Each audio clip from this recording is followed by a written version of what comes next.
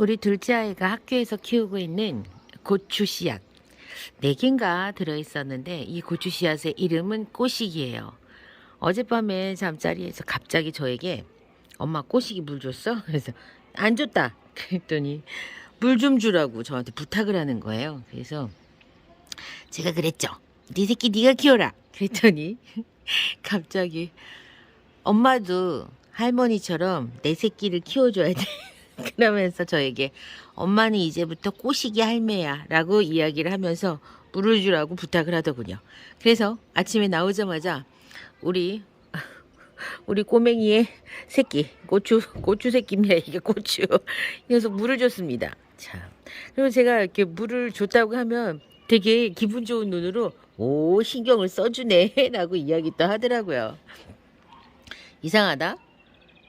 다육들이 왜 이렇게 다 빗물을 머금고 있지? 아, 비 맞았구나. 세상에. 아니, 비를 맞은 걸 모르고, 뭐야? 저기 왜 저렇게, 오늘 도대체 어저께 비가 왔을 거라고는 연결이 안 되는 그 맑은 날이어갖고, 뭐야? 혹시 위층에서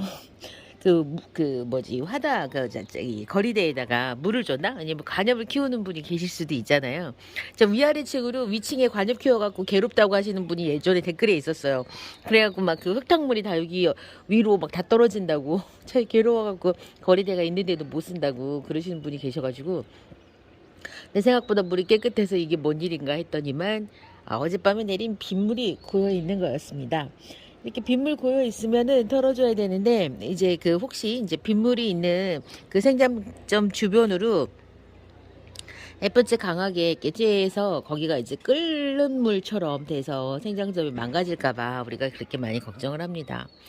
여러분들은 어떠신지 모르겠지만 저는 요즘에 키핑장에 가면은 무름으로 죽는 다육들이 한두 개씩 생기는데 그게 요즘에 들인 다육이가 아니라 예전부터 키웠던 다육이가 그런 증상이 잘 일어나고 있어요. 그리고 물론 이제 분갈이를 해가지고 이제 자리를 잡는 과정에서 이제 그런 일이 생기고 있기는 한데요.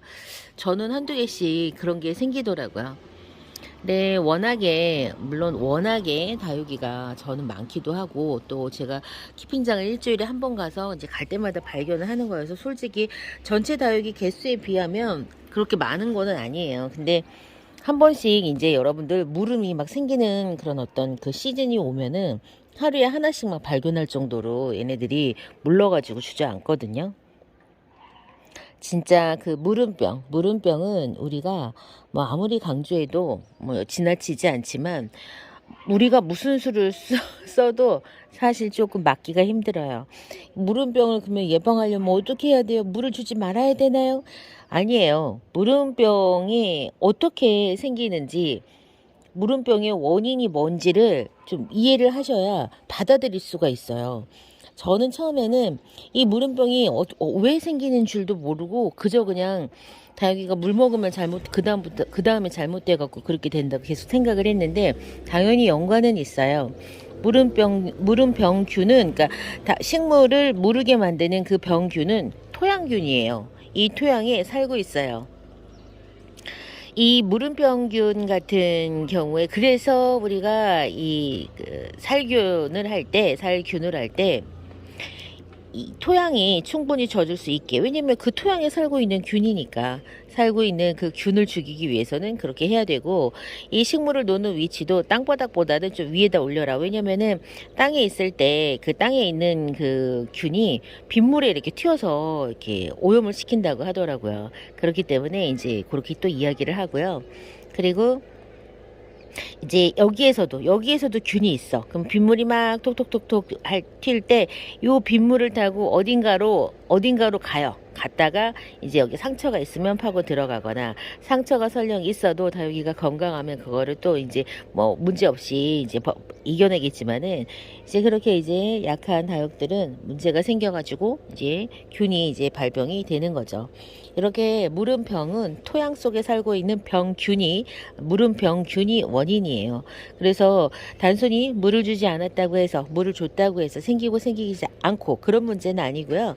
다만 물음병균은 그 꼬리 같은 편모 같은 그런 게 있대요. 그래서 물을 헤엄치듯이 다니는 거예요. 그렇게 이동을 하는데 우리가 이제 물을 주면 그 물을 이제 통로처럼, 이동수단처럼 이용을 해가지고 이제 그렇게 타고 다니는 겁니다. 그래서 뿌리에 난 상처, 그 다음에 목대에 난 상처, 혹은 꽃대를 뽑은 상처를 통해서 이 균들이 들어갑니다. 마른 그 물음병균이 토양에 있는 토양균이라고 하지만은 사실은 뭐 다른 그 균이 작용을 할 수도 있는데, 이 로제트의 상처를 통해서도 침입을 하기도 하고요. 특히 꽃대가 하는 역할 중에 나쁜 것 중에 하나가, 그 꽃대를 딱 뽑잖아요. 거기 상처가 일단 생겨요. 입장과 입장 사이에 아주 그냥 빡빡한 곳에. 근데 비가 계속 와. 혹은 이제 뭐 계속 뭔가 거기가 물러져 있어. 그랬을 때 그게 그냥 그 물음병균이 아니라 자체가 그냥 썩을 수도 있는 거예요. 그렇다 보니까 그거는 항상 이 다육들에게 조심해야 될 부분이에요. 꽃대가 있는 상태에서 뭐 관수를 한다던가, 뭐 그다음에 꽃대를 제거를 한 자리에 관수를 바로 한다거나, 딱지가 있기 때문에 이제 이 약한 부분이 계속 물러지는 거죠. 그래서 물음병이 하나 두 개씩 발병하기 시작하는 때가 여러분 5월입니다. 깜짝 놀랐을 거예요. 뭐야, 한여름도 아닌데 왜 5월에 물음병이 생기지? 라고 생각을 하실 수 있는데, 물음병균은 진짜 그 기온이 딱 맞으면 속도가 어마어마하게 증식을 하는데, 28도까지 저두를 해가지고 이제 증식을 빠르게 하는데, 뭐 한 시간에 두 배 정도의 속도로 이게 늘어난다고 해요. 그래서 우리가 어제는 분명히 괜찮았는데 오늘 당장 무너져 버리는 그런 다육들이 생기는 게, 이 물음병균의 그 번지는 속도가 기온만 맞으면 막 두 배씩 늘어나기 때문에 그렇게 그런 경험들을 하게 되시는 거예요.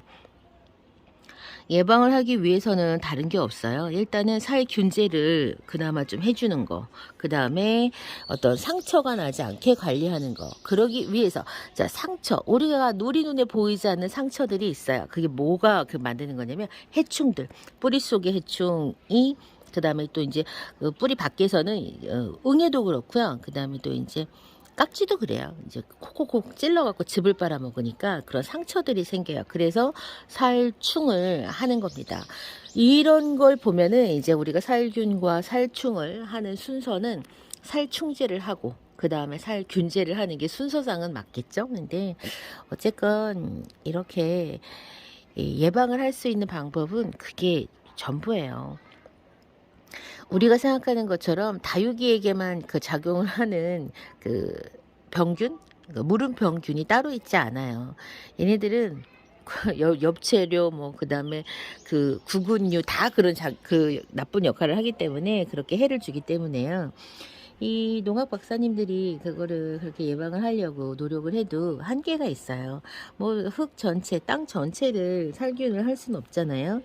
그래서 이런 균들은 특히 이제 그 우리 작물들 있잖아요. 뭐 감자라든가 양파라든가 배추라든가 저장을 하는 동안에도 계속 작용을 해갖고 그 사이에도 물러서 이렇게 썩게 만드는, 이제 그렇게 해요.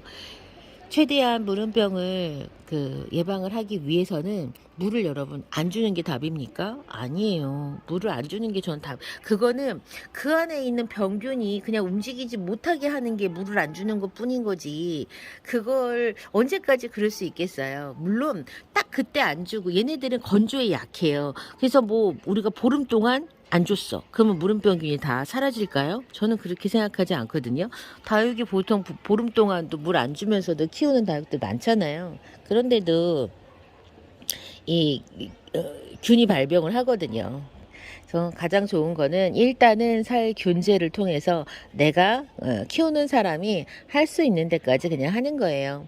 그리고 나서도 또 생기는 거는 저는 어쩔 수 없다 생각하고, 살충 열심히 해주고, 상처가 있을 때 관수를 하는 부분은 조심하고, 이제 그런 부분들만 신경을 쓰시는 게, 그리고 나서는 받아들이시는 게 저는 편하다고 생각하거든요. 전 지금은 이제 다 받아들여요. 내가 뭘 잘못했지?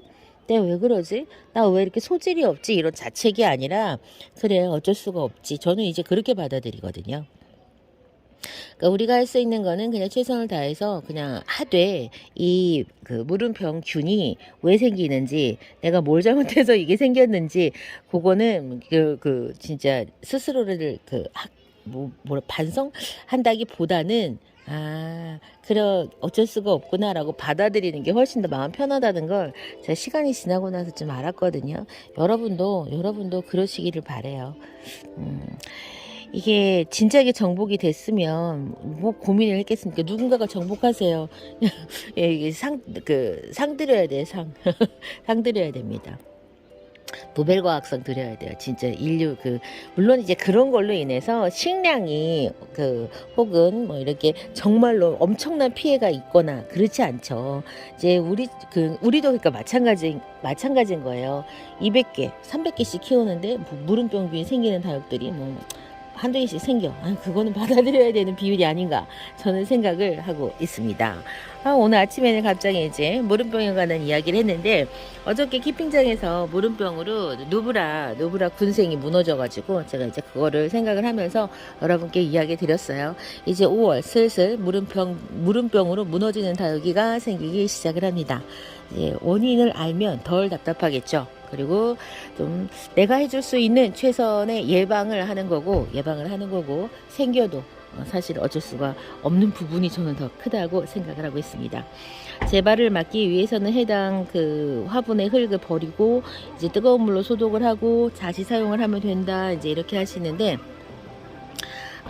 저도 이제 물음병이 생긴 흙은 버려요. 왜냐면 그 안에 병균이 굉장히 많이 있는 거죠. 많이 있는 거니까. 또 이제 물음병으로 무너진 다육이 만졌던 손으로 다른 다육이 이제 만지시면 안 되고, 이제 그 정도 주의를 해주시면 될 것 같아요. 저는 월요일 오전 거리대에서 이 물을 머금고 있는 다육이를 보니까 이제 퍼뜩 또 이제 그 생각이 나가지고 여러분께 이야기 드렸습니다. 다음 시간 다시 또 찾아뵙겠습니다. 그럼 안녕히 계세요.